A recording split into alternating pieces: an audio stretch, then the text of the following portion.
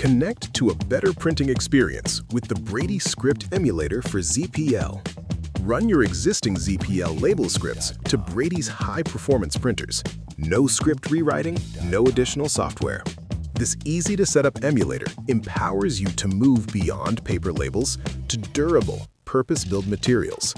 Setup is simple, and you can get started right out of the box. An AC power adapter set is included. The script emulator has just 3 connections. Plug the power adapter into the USB-C port.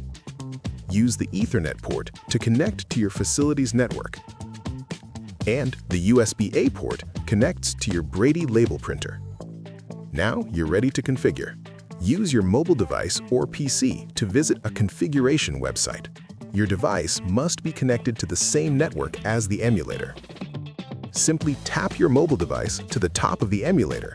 Depending on your device, you'll either see a link to the site pop up or be taken to the site automatically. Otherwise, to connect your PC, insert a thumb drive into the emulator's USB-A port. After about 12 seconds, the configuration page's URL will be copied onto the drive. Then, transfer the drive to your computer, retrieve the URL, and paste it into a web browser. On the configuration page, you will find everything you need.